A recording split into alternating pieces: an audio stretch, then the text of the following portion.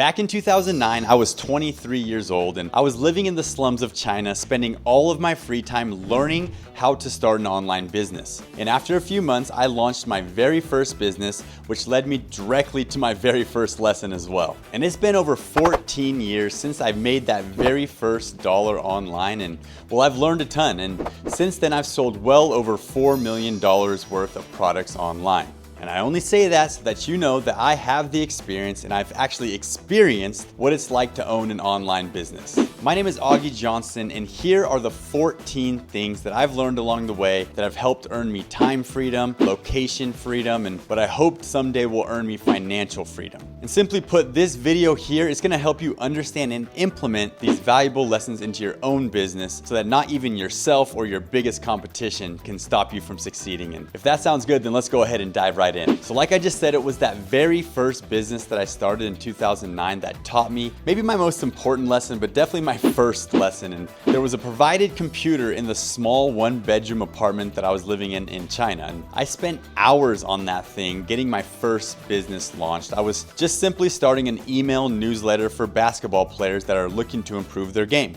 My plan was that I could deliver great info and content on how to improve, and then I could also sell other people's basketball training products, and I'd earn an affiliate commission for each sale that I made. I learned how to build a website, how to add a form, add a headline, an image, and my page was ready to launch. I was ready to start capturing leads. A few minutes passed, a few hours passed, a few days passed, and I still hadn't gotten anybody to enter their email, and ding, ding, ding, ding. That was my very first lesson. Lesson number one, you need traffic. And the three best traffic sources are search traffic from YouTube, search traffic from Google, and the third best type of traffic is referral traffic from people recommending your product. And I would classify all these as warm traffic sources. Cold traffic sources would be from running ads on Google, running ads on Facebook, YouTube, or other places, or just running ads to people who have never heard about your product or service. So what exactly is hot traffic then? Well, that's traffic that comes from your email newsletter. And that's the type of traffic I was exactly trying to get by building my email newsletter for basketball players. And then I was trying to send that traffic to other people's products to earn that affiliate commission. It was a pretty simple business. And the website was ready, and I'd already written up a few of the newsletters already, but no one signed up. And that began my quest to understand how to get traffic online. Lesson number two is that you need an email list. If you're running an online business and you are not building an email list, then you're kind of messing up. The reason it's so important is because this is traffic that you own. Every business needs it. If you have videos on YouTube and they change the algorithm, you might lose traffic. If you have, blog posts that are ranking on Google and the algorithm changes, you might lose that traffic. But an email list is something that you own. Lesson number three is that you need to actually email out to your email list, and you need to send them value, send them video content, tips, tricks, anything that you think would be helpful to them. You need to be sending that to your email list on a regular basis. Be insightful with those emails, tell stories, and try to offer value to your followers. Lesson number four is that you need an offer. You gotta sell something, right? And the first product that I sold was called How to Go Overseas. At this point in my life, I had just left China and I moved to Germany because I had achieved one of my goals of playing basketball, I guess semi-professionally overseas. It was now 2010, and this product, How to Go Overseas, explained how the entire overseas basketball market works, how to get in touch with agents, and how to get in touch with coaches.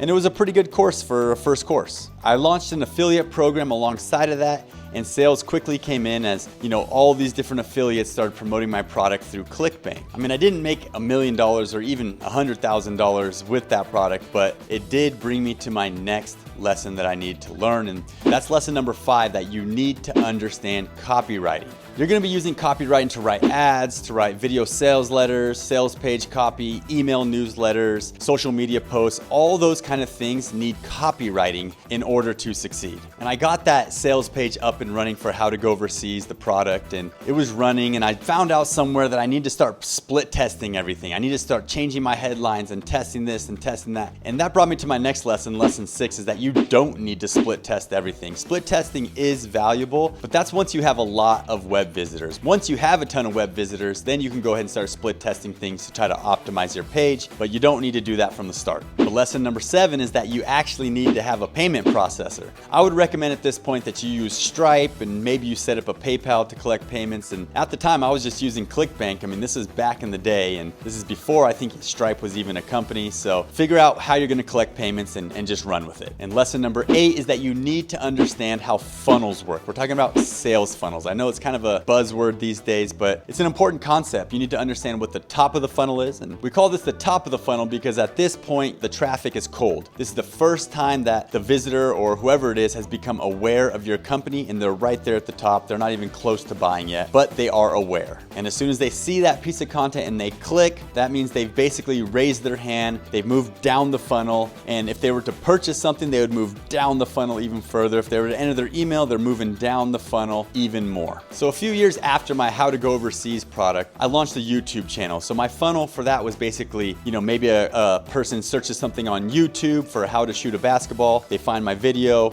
they click it, they've entered my funnel, they click the link in the description, they go to my website, they enter their email to get the free workout, they join my email list, now they're getting emails, they click onto a product page, they purchase a product, now they're a customer, they're just moving down my funnel, now they purchase multiple products, moving down my funnel even further to eventually maybe spending, $1,000 or $10,000 with me for something high ticket, and that would kind of be the bottom of the funnel. And that is kind of just an example of my YouTube funnel. Lesson number 9 is that you need to understand how ad platforms work. You need to understand what click-through rate is, how to target, how to make creatives, split testing ads. And I've run a lot of ads in my days. And one of my favorite ads was my Batman ad, where I dressed up as Batman and kind of told a story and walked around my city with a cameraman following me around. And these are the types of ad creatives that are gonna help improve your click-through rate, that are gonna help warm up a cold member who's maybe unaware of who you are, and they watch an ad all the way through, and now they're a little bit more aware, they're a little bit warmer.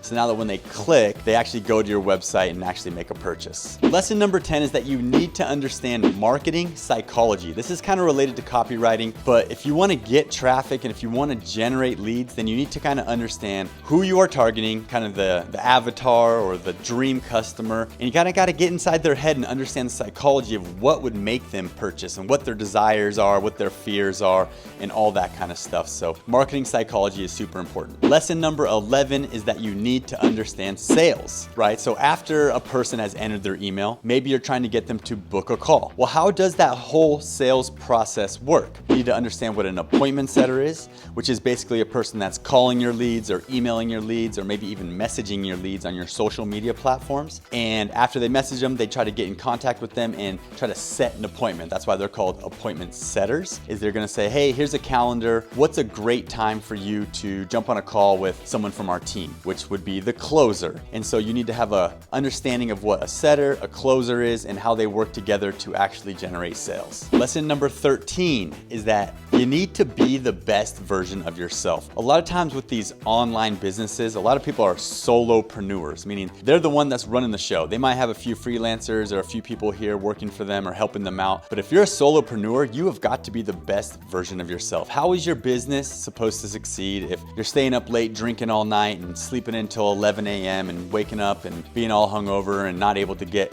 really the tasks that you need to get done?